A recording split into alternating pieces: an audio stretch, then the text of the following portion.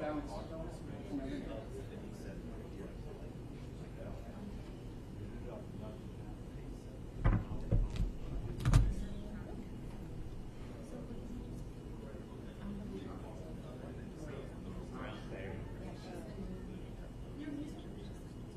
2 years is new again.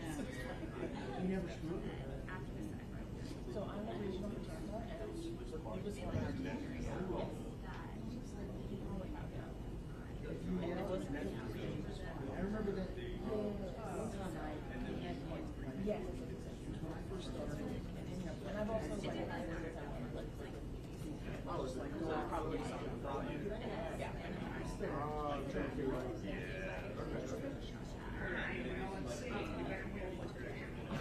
Yeah. So my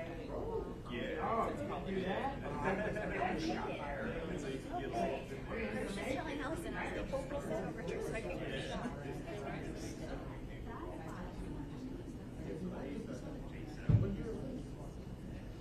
And then he just goes, and rat and grabs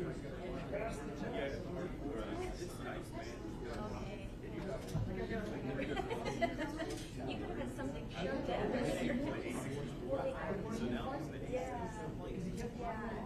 Well, right at 10:30 they were like, okay, we're locking it down. I was like, okay. I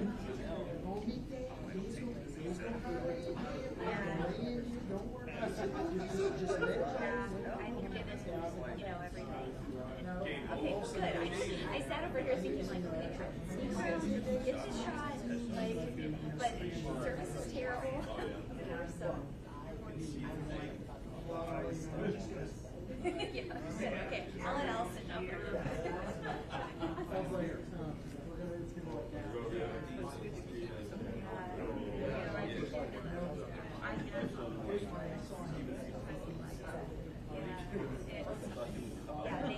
Yeah, they had, well, that's why, I don't know, like some photographer, but now it's like, hopefully the AP's there, and I'm like,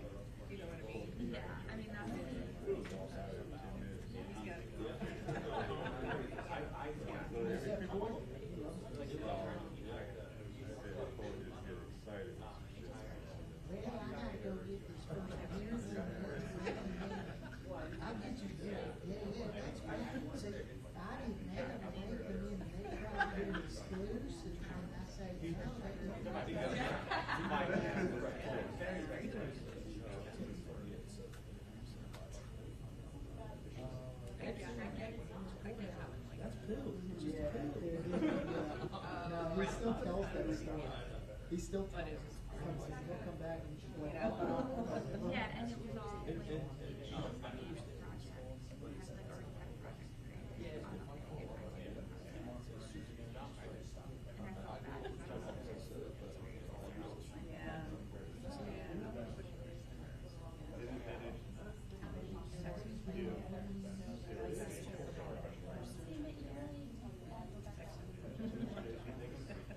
So he can do it at the same time.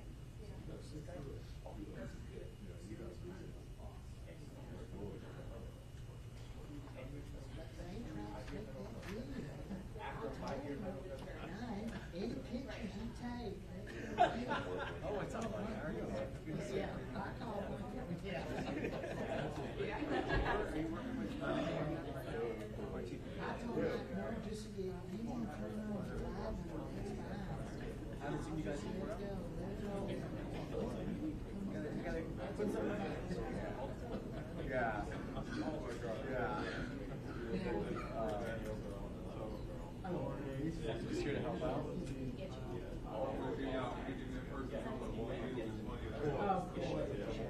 He works there, he's on.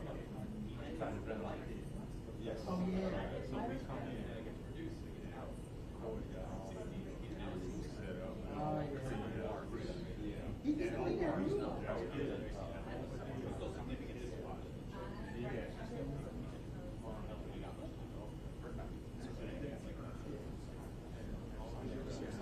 It's his office.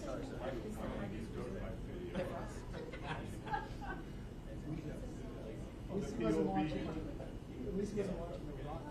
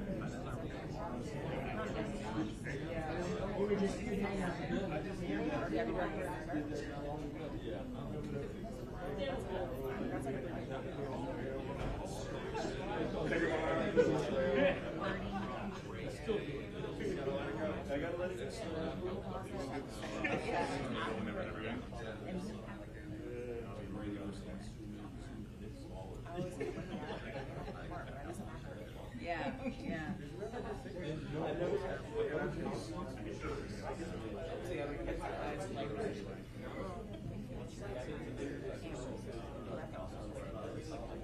Oh, that's true. Yeah.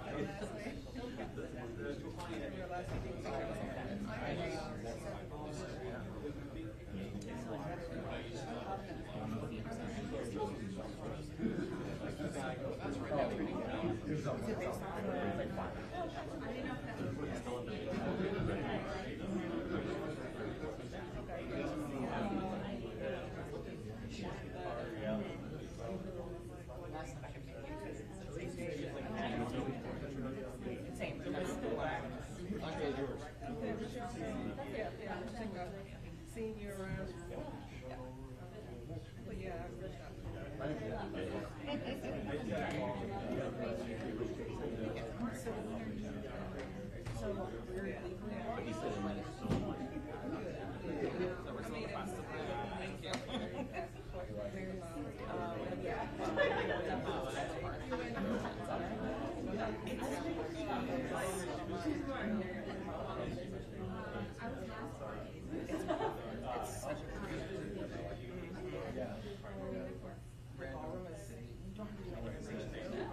it's gorgeous.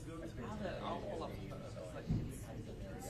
I'm so happy with it. And the prices are well, when we booked it, so it's probably gonna.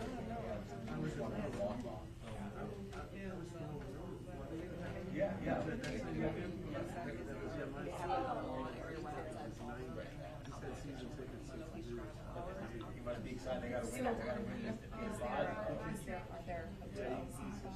Yes, so they actually partnered with the Terrace, the Tapestry Collection by Hilton, the Terrace and the Spring House.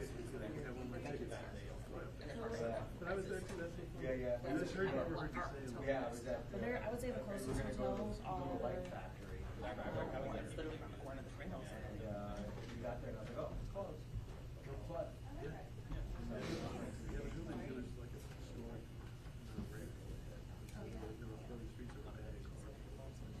I didn't think they would even play that. Just that they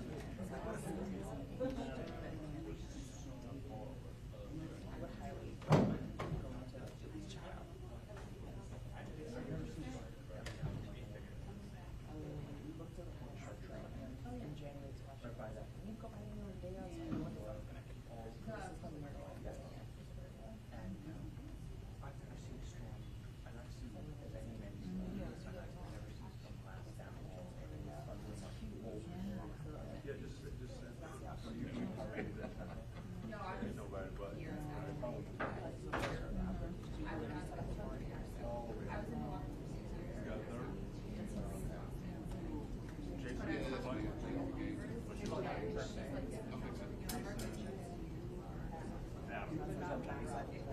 my daughter. We have a built-in art already. I can't buy the board. I asked her to flowers or fabric or already it's set up. Oh, I was shopping.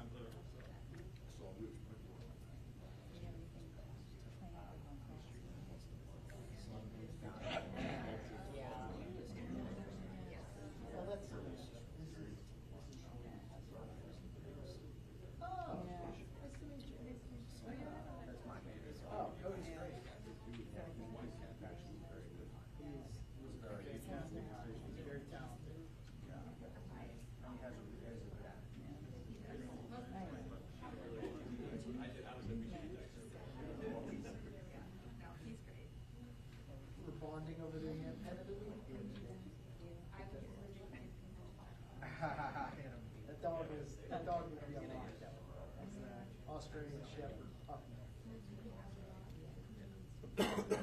That's what he was saying, that you guys have a dog. Why your dog, you really have a dog yet?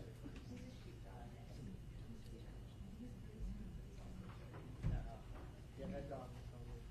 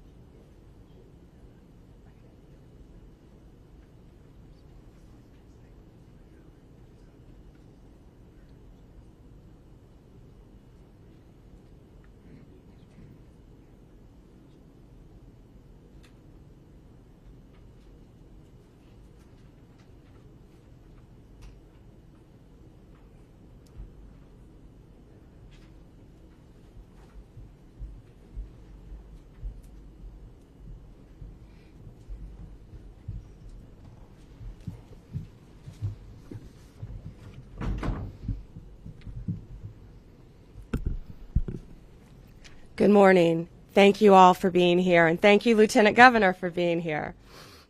We've been living through a horrific cycle of political violence in this country. We've seen attacks against police officers, federal agents, including the deadly shooting in the ICE facility in Dallas. Night after night, Antifa wreaks havoc on our streets of our cities. In Minnesota, a gunman murdered a state lawmaker and her husband. It was horrific.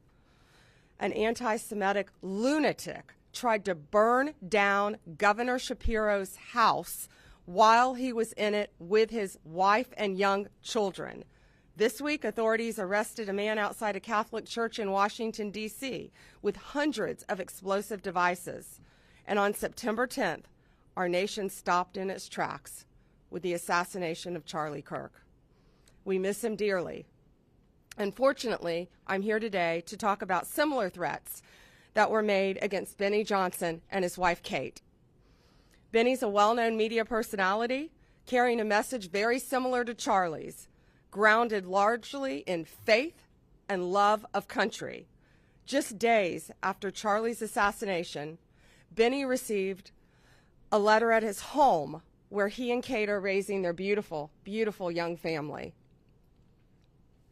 The author of this letter made it very clear that he hated Benny because of his views, and he wanted Benny dead. This was a coward hiding behind a keyboard who thought he could get away with this. That's why we're standing up here today. You are not going to get away with threatening people in this way.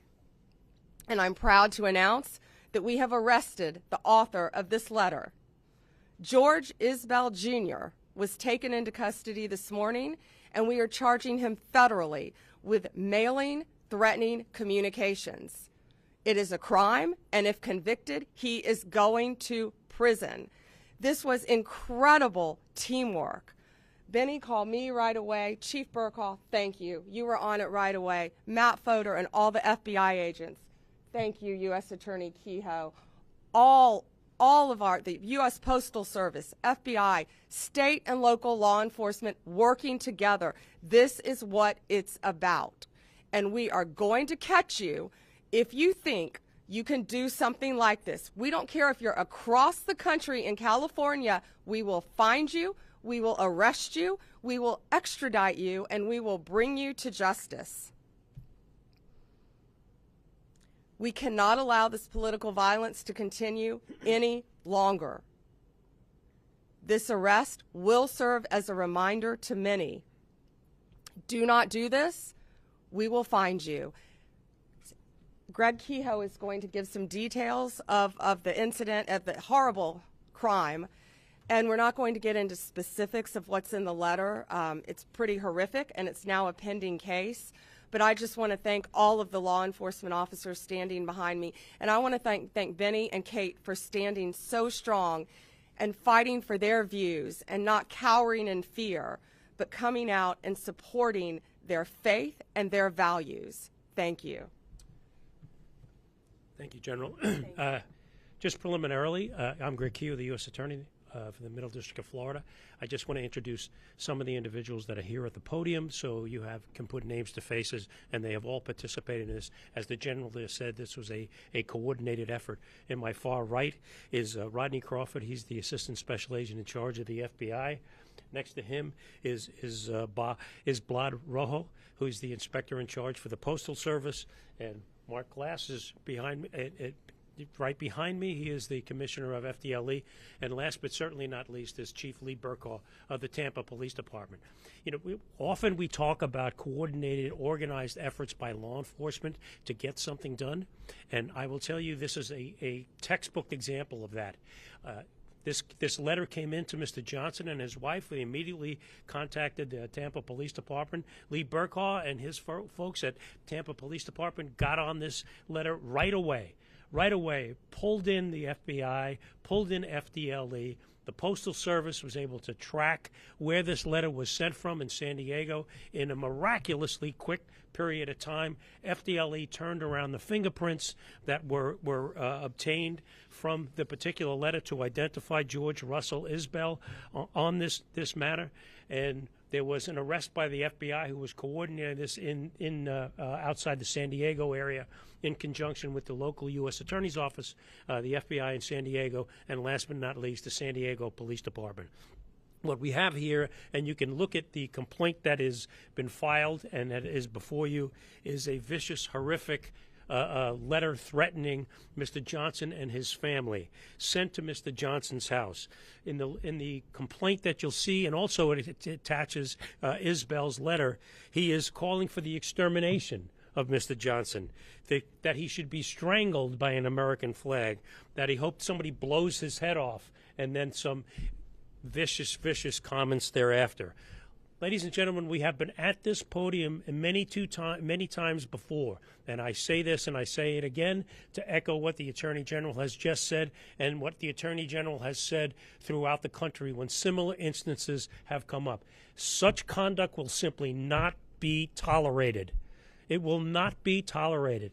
If you send a communication to anyone, anyhow, anywhere, where you are threatening individuals with harm, you will be prosecuted by the United States Department of Justice. And you will be prosecuted while we bring all of the joint assets of law enforcement, as you see here, the Tampa Police Department, the Florida Department of Law Enforcement, the United States Postal Service, and of course, coordinating this is the Federal Bureau of Investigation. So the word should go out, and it should be no mistake that if you decide at any point, at any time, to write such a thing and send it over the wires, or in this instance, put it in the mails, you will be prosecuted and you will be held accountable. If we can just take a couple of moments, I know Mr. Johnson wants to make a few comments, and I invite you to do so. Thank you. Thank you. God bless you. Thank you. Thank you, officers. 1 month ago today, I witnessed my friend of 10 years, someone who I considered a brother, a loving husband, a devoted father, a generational leader, get assassinated on a live stream by a left-wing radical.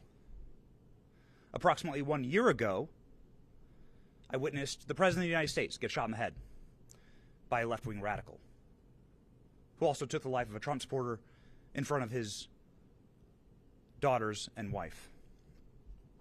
2 months ago, Christian children kneeling and praying in a church were slaughtered by a left-wing extremist. And 2 weeks ago, federal law enforcement was shot at multiple sniper rounds in a federal facility by a left-wing extremist. If it's happening every single week, is it that extreme? Or has the Democrat Party mainstreamed violence as a political tool? The individual who wrote me described why he wanted me dead. I was a white, cis, Christian Trump supporter. They described in great detail how I would be killed in an open field, just like Charlie, how much blood would come out of my head and neck when it was blown off. This individual described orphaning my 4 beautiful children and widowing my wife with great joy.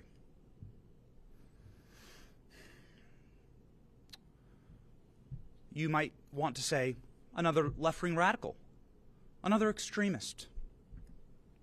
And to that, I would like to direct your attention to the state of Virginia, where Democrats have nominated and are about to vote for the chief law enforcement officer in that state, a man who has done the exact same thing, an individual who's calling for the assassination by bullets of Republicans that he disagrees with, the killing of their children, the slaughtering of, as he says, little fascists. Are my 4 innocent, beautiful children little fascists? Violence has been mainstreamed by the Democrat Party. It is not extremist, it is mainstream. And we need a moment of reckoning here. This has to stop. This cycle must end. Is any Democrat courageous enough to disavow violence? To call for individuals that espouse these things, like what happened to my family, or what's happening in Virginia, to call for those kind of candidates to step down? Will Democrats vote for that? Because if you're voting for that, then implicitly you're encouraging it, you're endorsing it. I don't want political violence. I want peace in my nation. I love this country. I want to be able to debate like Charlie did. I want to be able to raise my family in peace. That is our birthright. But you cannot make peace with evil as a Christian. You cannot unite with people who want you dead. I want unity in this nation. I want to be able to agree on more than what we disagree on. But for that first to happen, we must understand the battle. We are fighting good versus evil, darkness versus light. And good must conquer evil. Do not make peace with evil. To that end, and in conclusion, I would like to thank federal law enforcement, Pam Bondi, Kash Patel, Dan Bonjay, the Tampa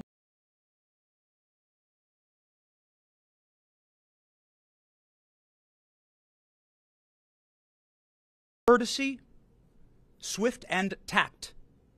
They were able to act instantly in order to make sure that my family was safe, potentially to preserve the lives of my children, and they're doing that for families all around the country in many different ways. Every American should unite behind that cause. No matter who you are, you should say, this is a country where families should be able to raise their children safely, where people can have peaceful disagreements, where we can all live together under one American flag. I just want to profoundly thank the Trump administration and federal law enforcement and local law enforcement for saving my family. I will never forget it. It is the greatest goodness that has ever been done to me. That is a thing that every American can get behind. The Trump administration making America safe again. God bless them. Thank you. We'll take, do you want to, you have a few questions? Attorney General, Wait, I'll go left to right. Okay. Attorney General, I do know that it's unfortunate what happened to your family in that letter, but he just described that this is solely put on by the Democratic Party. Do you see it that way, that this is something that is caused by the Democratic Party? No, and I just talked about what happened in Minnesota to a Democrat, what happened in Pennsylvania to a Democrat governor. No, this was a left-wing radical, absolutely. The same type of person who murdered and assassinated Charlie Kirk. That's what we're talking about here today. But it doesn't matter who you are. If you commit an act of violence, a written threat through the mail, we are going to find you. These men behind me are going to hunt you down and find you. This guy thought he got away with this, and he thought he could hurt Benny and his family, and it's not going to happen. We have open cases, other open cases all over this country, and we're going to find you. Any other question? Yes, hey. Sure. A couple questions. One is just about the case itself. Does this fellow, was he found to have any means of carrying it out? Did he have firearms available? This is an ongoing investigation. The man is in custody. I will defer that question until the appropriate time because it is still very much under investigation and following all the leads that we possibly can. And that's a very good question. I wanted to ask also, Attorney Sure. General, just during Charlie Kirk's funeral, the president said, I disagree with Charlie. I hate my opponent. I don't want the best for them. Would you encourage the president, just given what we're talking about here and the seriousness and how people take every word and use it to reinforce their preconceived notions about people, someone crazy could act on words like that. Would you encourage the president to not say things like that? The president said nothing about violence, absolutely nothing. And that was in response, I believe, to amazing Erica Kirk talking about her forgiveness. And he was saying how brave and bold she was and how difficult it is to forgive the person who assassinated. No, I'm not worried about that because that was not said. That was not said. No act of violence was said. If anyone is sending a threatening communication through the mail like they did to Benny Johnson, we're going to find them and we're going to prosecute them. It doesn't matter what side of the aisle you're on. Thank you all. Have a great weekend. Thank you.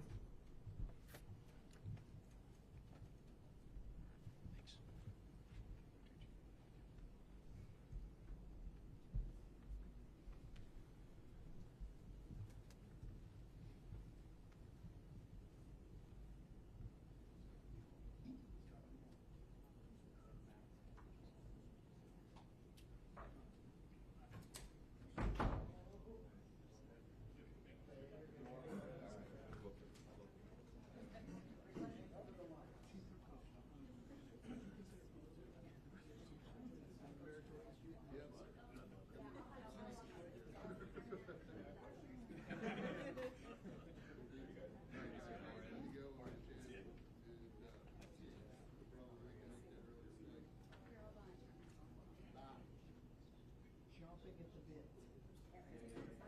Nice meeting you, man.